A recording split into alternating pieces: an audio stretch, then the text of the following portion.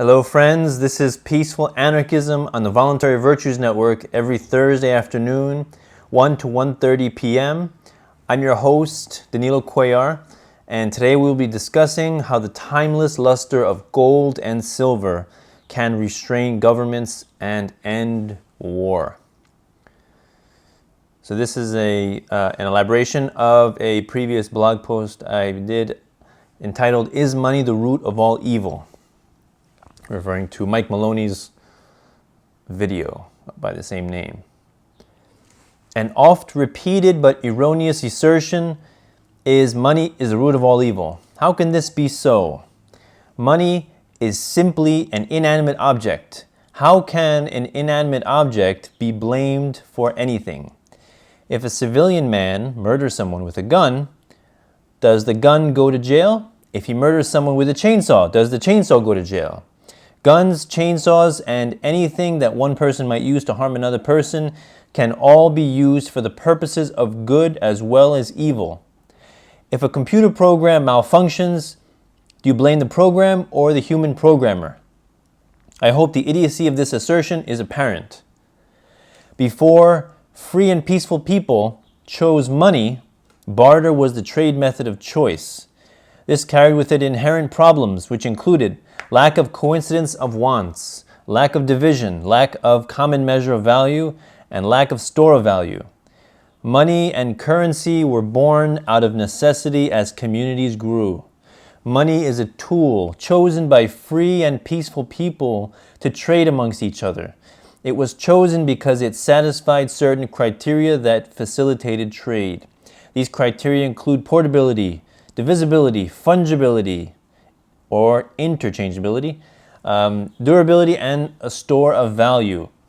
Now, there is a fundamental difference between money and currency. Currency is all those things minus being a store of value. It can be controlled by governments in the form of central banks and legal tender laws. However, this is not necessary. Some examples of currency not controlled by governments include tobacco, exotic bird feathers, colored beads, stamps, candy bars, nails, copper, lumber, axe heads, seashells, salt, sugar, spices, etc. All of these substances satisfied some criteria of money, but lacked one or two others, and so were eventually abandoned. Eventually, about 5,000 years ago, precious metals, more specifically gold and silver, began their use by free and peaceful people, although governments have over the millennia attempted to control, standardize, and issue its use. These efforts have always failed. Precious metals always retain their intrinsic value and therefore are a wonderful protection against deficit spending, pork barrel spending, warfare, imperialism, and grandiose public works that insane governments frequently try to fund through taxation and debt. The market can only be unnaturally stretched and distorted so far by governments before it snaps back. When this snapback occurs, beware, for it is during this phase that much of the illusory wealth disappears, as gold and silver do in accounting for all the excess fiat currency, government bonds, and debt that was created during the distortion. This is known as the boom-bust cycle. This economic mechanism has been in effect in an exaggerated way for as long as governments have sought to meddle and intervene in so-called monetary policy. As long as we allow government through central banks to control and manage our money, we will never be free. It is a rigged game on an uneven playing field. It is playing Monopoly with someone who can print unlimited amounts of currency. Far from money being the root of all evil, money is at the root of human trade and therefore plays an integral role in our economic health and vitality. Support the black market. Support the counter economy. Get your wealth out of fiat currency and the CFI banks, which would be systemically important financial institutions. The state can be defeated not by violent revolution, but by economic self-sufficiency and by withdrawing support of a decadent and predatory system. Simply remove nourishment from the parasite, and it will necessarily shrivel up and die without the application of any force whatsoever. And I end with a quote from The Hidden Secrets of Money, which is Mike Maloney's documentary series from episode 2. Due to Gresham's law, gold and silver started to disappear from circulation from 431 to 404 BC as people spent the government-enforced copper coins and hoarded the gold-silver coins.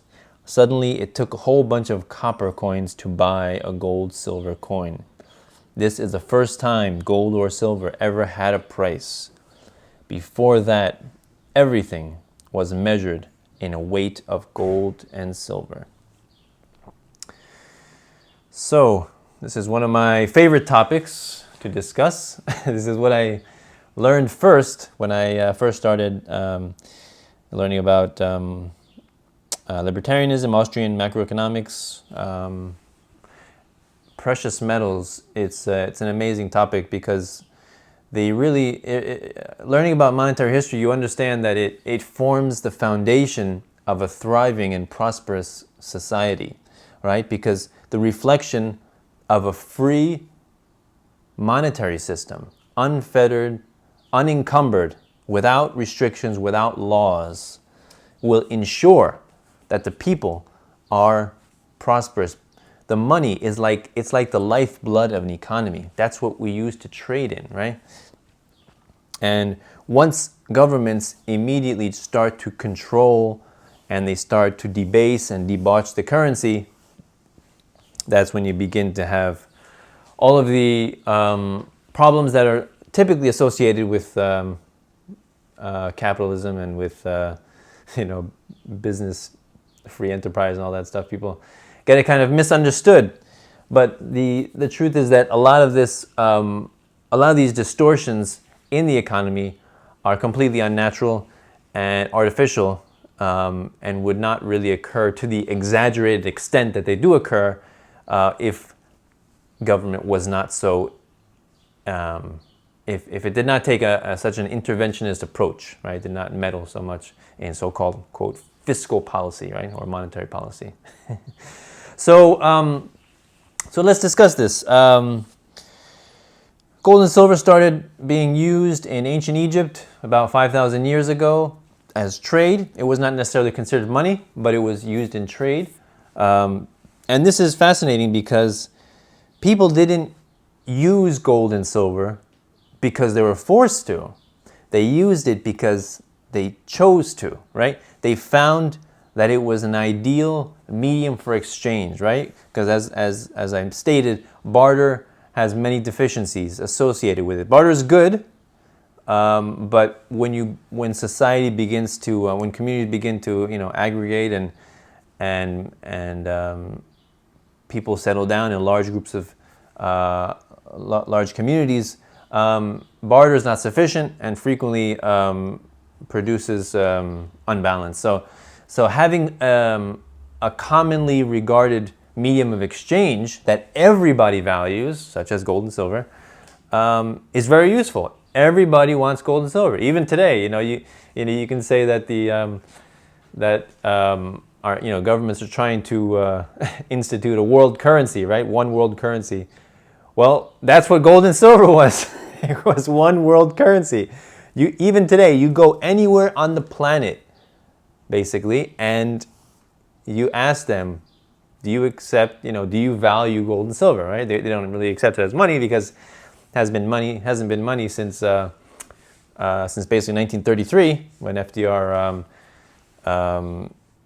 removed gold, and then 1964 when I believe it was Lyndon Johnson removed silver from the coinage in the United States. But yeah, anywhere in the world you go, gold and silver are recognized as having intrinsic value, right? Intrinsic value. Now what does this mean, intrinsic value, right? Because because before human beings populated the earth, right, there was gold and silver. However, it wasn't really being used for anything. Same thing goes for oil, right, and all natural resources that we use. They weren't really being used for anything, so you can say they had no value until human beings came along and discovered these natural resources and began to use them for their intrinsic value, right? You can say, we, peak oil, and this, oil is harmful to the earth and everything in the atmosphere. But the truth is, something like oil or anything, any natural resource that's being used up, it really has no value until humans come along to use it, right? So the same thing goes with gold and silver, right? It had no value in the Earth's crust until human beings discovered it and discovered its value in terms of, the difference between money and currency, right? So as I said before, currency would be something that's it's divisible, it's fungible, which means $1 in my pocket is the same as $1 in your pocket. Buy is the same, right? It's portable. You can take it anywhere. It's durable, right? It withstands time, okay? So those four things are the characteristics of money, currency. Currency is something that it does not necessarily have to be government mandated, such as paper bills. It could be those other units of exchange that people have commonly agreed on, like seashells and tobacco, salt, sugar, spices. That people agree to exchange, but they all have their problem. When it comes to these definitions of currency, and then you have money, which is the next level up.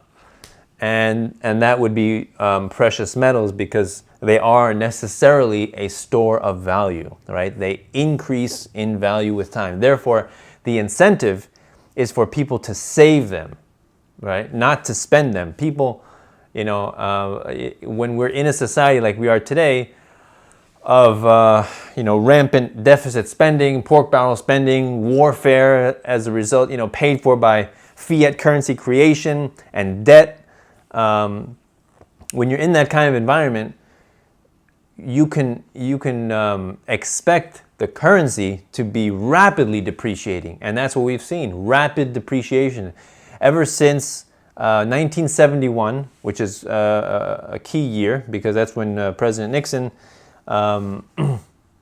famously took off the gold link to the dollar, right? So at that time it was the Bretton Woods system, which linked the US dollar to gold at $35 per ounce, right? So once he took that off in 1971, every nation on the planet immediately became holders of fiat currency, right? Because it was all currencies were linked to the dollar, and the dollar was linked to gold. So immediately it all became fiat currency, and then you have the rampant inflation of the 70s, in double digits, and that's when you had the first bull market of the precious metals, gold and silver, the first peak, because they exist on a valuation channel, right? So the first peak was in 1980, in 1971 when they delinked gold from the dollar. So gold had a fixed value, which it was completely artificial, right? Because you can never really fix the value of these things. It's really determined on supply and demand, right? What the people want, right? It's what the people are willing to pay for. It's not determined by any government bureaucrats behind closed doors. So once they delinked this artificial $35 an ounce gold price, it just skyrocketed, okay? So it went from $35 an ounce in a matter of a few years to $800 an ounce, which is a massive, massive increase. And then after that, it decreased for various reasons, you could say, manipulation, government manipulation, federal central bank interest rate rigging, all that kind of stuff, kind of fun stuff. and so if you look back in history, you can see these cycles So gold and silver exist in what's called a valuation channel. Actually, you could say most commodities exist in a valuation channel, but gold and silver is they're special because they're considered money, right? And so they're historically considered money. So so you can see that when the U.S. government before 1913, right, which was when the Federal Reserve was created, it was a fixed $20 equaled 1 ounce of gold. $20 to 1 ounce of gold, and then you had so the Federal Reserve comes in 1913, signed by President Woodrow Wilson. Then immediately you have World War I the next year, right? Surprise, surprise. How do you pay for the war? You print a lot of money, right? Because you're not going to get the people to pay for the war through taxation, right? Because they feel acutely when you raise taxes to fund some idiotic, self-serving, murderous war overseas, and they'll feel that, and they're going to withdraw support. People don't want to be paying for the death of other people, other human beings. Most of the time, people just want to work and support their family, and make sure their kids have a good education, make sure they have food on the table. Not many people want to work to support a bloody war, right? So the only way that they can pay for war, and this has been true time and time again in pretty much every empire, the Roman Empire, right? The ancient Greeks, fighting in the Peloponnesian Wars. You have, all these vast imperialistic empires. Every time they would engage in war, they would have to debase their currency, and they would have to do that various ways. In ancient Rome, it was they would clip the coins, and they would debase it by mixing it with base metals like copper and bronze, and so they would basically. They would take in, let's say, 1,000 gold coins, and then they would spend 2,000 gold coins, which obviously they didn't have. But it's all, it's all basically reflected in debt, right? It's basically debt that the citizens are expected to pay back. So World War I, instigated or started this massive fiat currency creation, which led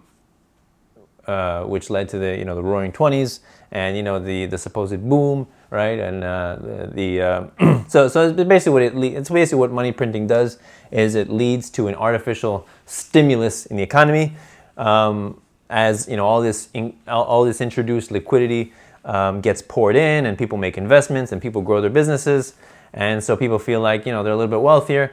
However, this is a pretty deceptive feeling, because it's basically when you're when you're doing let's say I don't know, drugs, you have morphine or any kind of heroin and cocaine, you have a high, right? But of course you can't maintain that high, and so eventually you have a big crash, right? So the Roaring '20s was basically the introduction or the preparation for the crash of '29, and it was basically inevitable that it would happen.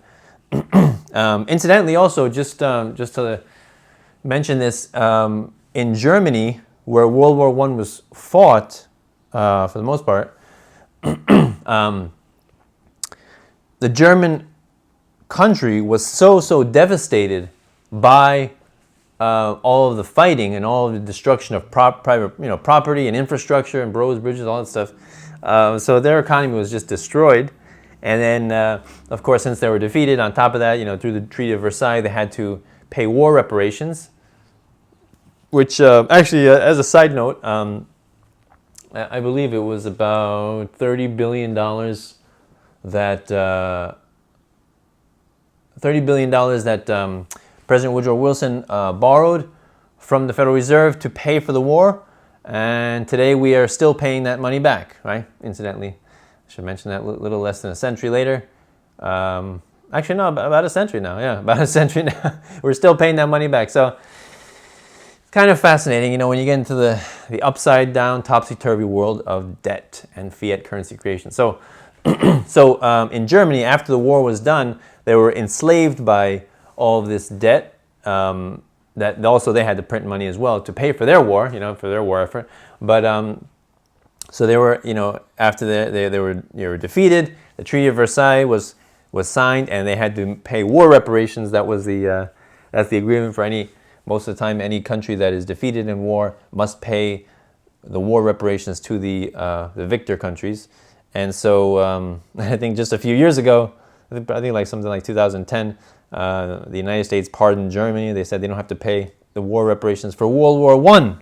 They were still paying back the United States for World War I, right? So they were burdened down by the Treaty of Versailles, and in order to, so they had to basically lift themselves out of this pit of despair of destroyed infrastructure and debt and the war reparations. And so there was really a time there where they were very hurting a lot, and this sort of very economically poor environment is what helps to breed the rise of dictators and tyrants, right? Because the people are clamoring for their political masters to lead them out of this pit of despair, right? This turmoil. So this was a perfect backdrop for the rise of Hitler and the Third Reich. And of course, when he came to power, he was hailed as a hero. His speeches were like highly praised, and he said, "I'm going to lift out Germany from this pit, and I'm going to make it the envy of the world. We're going to be the technological marvel of the world," things like that. Of course, he didn't say he was going to kill millions of people and gas them, right? Because he most likely wouldn't have been given the seat of power if he had, right? Which basically goes for every tyrant in history, right? None of them, when they're campaigning, ever say that they're going to kill millions of people, because people generally don't like that. So he, of course, gave them all the typical political rhetoric that politicians know that people want to hear in order for them to get elected, right? So he basically, and their situation, their strategy for trying to get themselves out of this pit of economic despair is the same. It was the same strategy that we're using today. Exactly the same. And what is that strategy? Print money. All right? Currency creation. They lit up the printing presses like you wouldn't believe. And although there have been several hyperinflations in history, the German Weimar Republic hyperinflation of 1924 was fascinating, and it became one of the famous examples of hyperinflation in history, because you had, and it was basically, it was really like, carrying wheelbarrows of money to buy a loaf of bread, right, or a dozen eggs. At the beginning of the hyperinflation, I think around 1919 or 1920, the convertibility of the German mark to gold was, I think, like 100 marks, German marks, equals 1 ounce of gold. 100, right? 5 years later, 1924, after all of this massive currency creation, money printing, they had destroyed the value of their currency so much that right before the collapse, it took, in order to buy 1 ounce of gold, you needed 100 trillion German marks. Okay? Now just imagine the amount of money printing they had to do to achieve that. It was simply amazing. And basically what that signifies is that process of money printing, what it actually does to a society is it siphons wealth from the productive class, right? I mean, you think that it would be a good thing, right? Printing money, we always need more money, right? Maybe we just print some, that'll solve the problem. But again, we have to go back to the idea that wealth is not created from the politicians nor from the central bankers, right? Wealth is only created from the productive middle class, from the industrious people, right? From the entrepreneurs, the innovators, right? The creators. So these are the people that create wealth, not printing a bunch of pieces of paper with pictures of dead people on it and calling that money and putting some ink on it. That does nothing, okay? So all it does basically is steal, through what's called the hidden tax of inflation, steal everyone's, or basically specifically the middle class, steals the middle class wealth, right?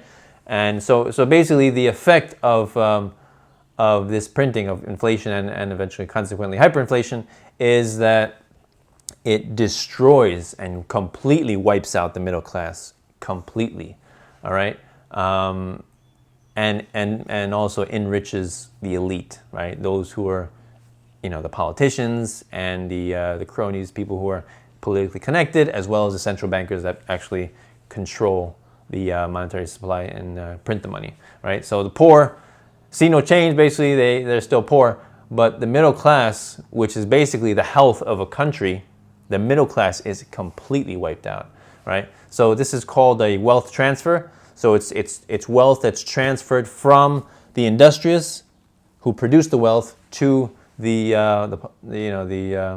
sociopaths in power, the politicians and central bankers who have done absolutely nothing to deserve or to earn that wealth, right? So this is the supreme crime of currency creation, or also called the Mandrake mechanism, named after a magician in the 1940s. Mandrake the magician, he had the ability to make things appear and disappear at will, right? So, which is basically what printing money is basically printing money out of thin air, just like a magician, right? And where does that money get its value? It steals it from the existing currency in supply, right? And that's the slow whittling away of your money, of your currency. So yeah, and towards the end of the hyperinflation, the Weimar hyperinflation, you had people using the money for wallpaper. You had people burning it for its heat, because that was pretty much the only value that it had left. It had no monetary value whatsoever. And just to give you an idea of how important precious metals is in a situation like that, at the end of the Weimar hyperinflation in 1924, right before the collapse occurred, or the wealth transfer occurred, gold, I think it was about 25 ounces of gold was able to purchase one block of commercial real estate in Germany, in the Weimar Republic. One block of commercial real estate. Now think about that for a minute. Now think about how much does one block of real estate in Manhattan cost? How much would that cost? And if you calculate that, I did a rough calculation, about, let's say, we can assume maybe $20 million, right, for one block of commercial real estate in Manhattan. How much would that be for 25 ounces of gold? If you divide 25 into that, I think it was roughly around $800,000. $800,000 value of gold to purchase one block of commercial real estate. So you can imagine the value that precious metals must attain to do an accounting for all of that excess paper that was printed. It has to even out, right? The distortions that printing currency creates is just simply massive.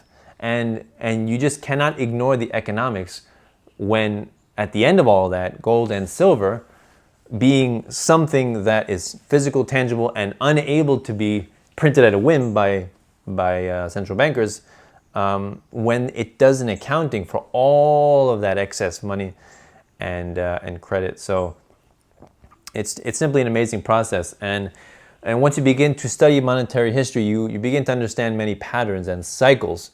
And that's the thing that we have to realize, that these cycles exist. And if we can take advantage of these cycles, you can prosper. You can benefit amazingly. You really can. You have to be cognizant of them, and you have to recognize and respect them.